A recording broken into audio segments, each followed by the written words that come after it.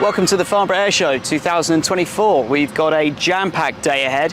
We're going to see some new cabins and some new aircraft. Particularly excited to see the new economy cabin in the British Airways A320neo and the entirely new cabin in the Air India A350. We're also going to get a chance to chat to some test pilots and have a little chat about what goes into building a flying display at one of these things. And we're going to see the newly certified Airbus A321XLR do another brilliant flying display. Let's take a look.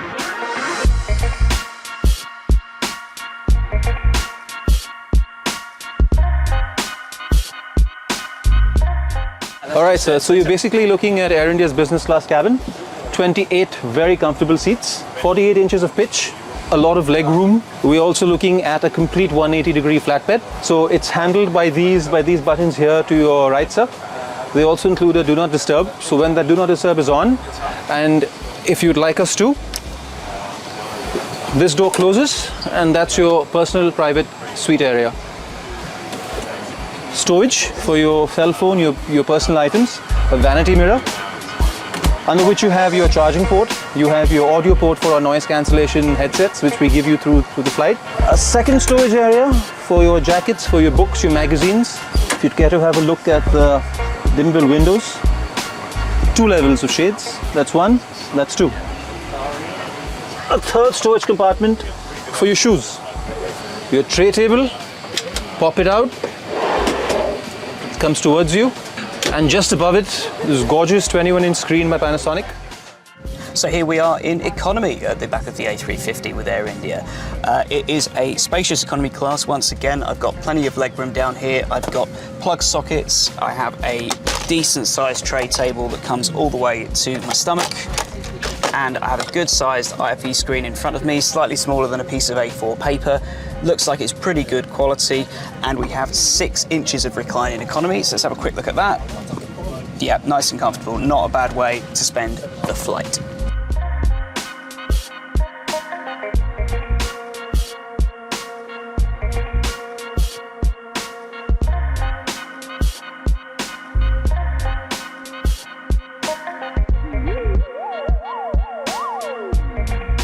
Another really nice feature of the business products on Air India's A350 is the privacy. So if we slide this across there, we are pretty much sealed away from the rest of the world. So definitely a nice way to spend 8 hours plus. This aircraft, Victor Tango Juliet Romeo Hotel, rolled off the production line in November 2023. It is the 5th A350-900 delivered to Air India and one of 6 aircraft originally set to be delivered to Aeroflot. Air India have opted for a soft upgrade of the interior, meaning they've retained the same seats and the same Panasonic IFE, but have reskinned these to Air India colours. So this is premium economy. Once again, we're lucky here because we are in the front row, so we've got just about all the legroom in the world you could possibly want. We've got an IFE screen which is concealed in the seat right here, which pops up. It's about the same size. I think it's the same size as the economy screen, so slightly smaller than A4. We've got a tray table inside the arm right here, activated with this very cool little switch. And it looks like another bifold table, plenty of space. Comes all the way up to your stomach.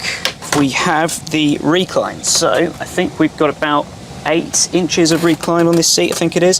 That goes back up. We've also got a footrest that comes up there as well, so overall really comfy.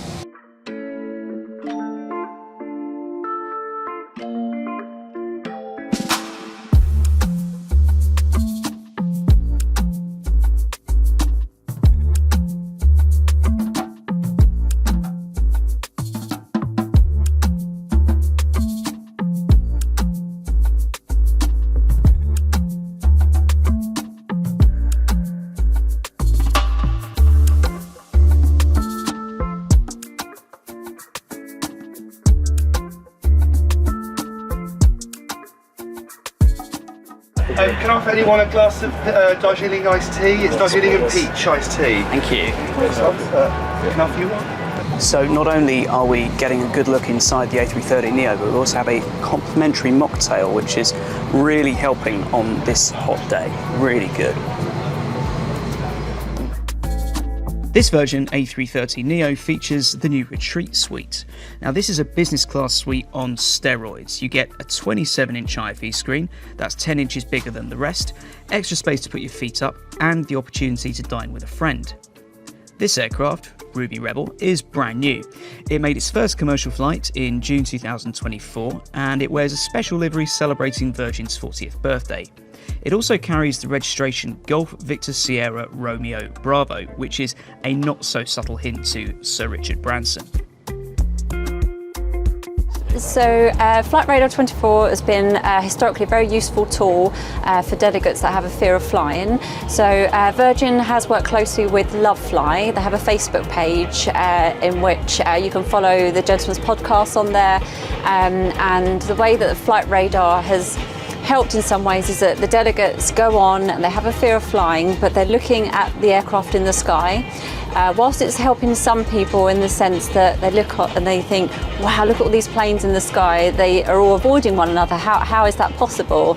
And then you get the other alternative, the other way of thinking is that more of a negative, where they think, oh my goodness, there's too many planes in the sky, that something bad's going to happen, can someone help me put this into context? And so that's how Flight Radar 24 has helped us going forwards, and that's something that we'll continue to look at as well.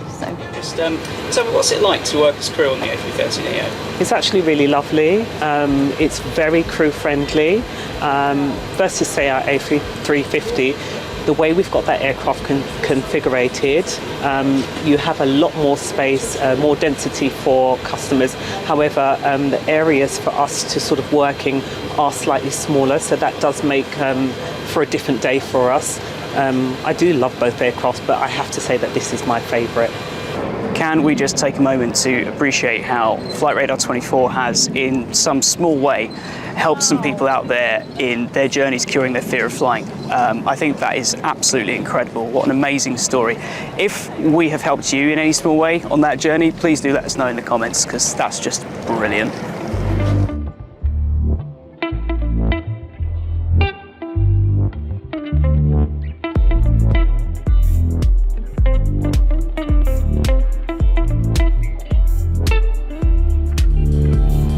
So here we are in the refreshed economy cabin aboard this British Airways A320, an aircraft which has only flown 4 times with passengers so far, so it still has the new airplane smell, which is absolutely a thing. They need to make an air freshener with that. Now, the big differences in this cabin, so I've been told, are the origins of all the materials. So all of the seats, the stitching, the leather, all comes from different parts of the UK, also some things from Ireland. The biggest thing I think you'd immediately notice as a passenger is that they have added a foldable headrest up here. That wasn't on the existing configuration, at least not in economy. And the seats in the premium cabin and in the economy cabin are actually the same, but as usual, European business class, the big difference being you have the middle seat blocked out with a table. Generally speaking, legroom's pretty good. It's pretty standard for an A320. Tray table is a decent size and comes all the way out to your chest. And you have USB-C and USB-A power sockets at head height. And I think that makes a big difference as well, not having to kind of fumble around miles below your seat to try and find where your socket is. This is November 3203 Juliet, a brand new A220-300 joining the JetBlue fleet. This aircraft actually made its first commercial flight from New York to Boston just 2 days after we saw it. You can head to Flight Radar 24 to take a look at the playback of that flight, including the missed approach it made at Boston.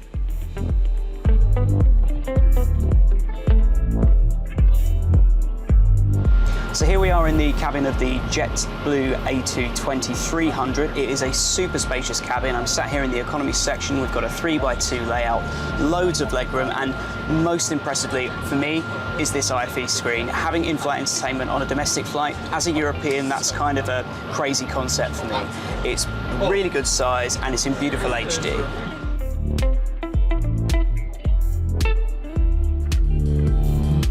This is a fantastic aircraft, super comfortable, fantastic customer experience. They absolutely love it. We have a 3-2 configuration on this aircraft. It's really nice to get the surprise when they come in and realize there's no middle seat on that side if they're just a party of 2, but we can also accommodate larger parties on the 3 side, which is nice. We have 2 different well, technically 3 different seat pitches on this aircraft. The orange backed seats are even more space product, which is just an upgraded seating product. These have a 35-inch seat pitch.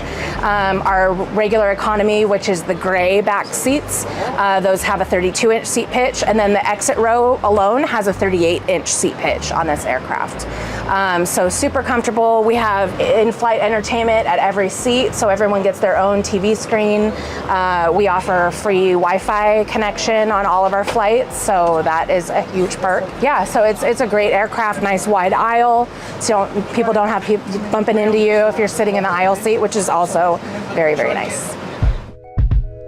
Let's just take a moment to admire the Airbus A400M. I've never been inside one of these before, and what strikes me the most about it is how clean and spacious it is compared to the C-130 which it replaced. The flight deck was also very spacious, and with the side stick and the commonality of the design, very Airbus.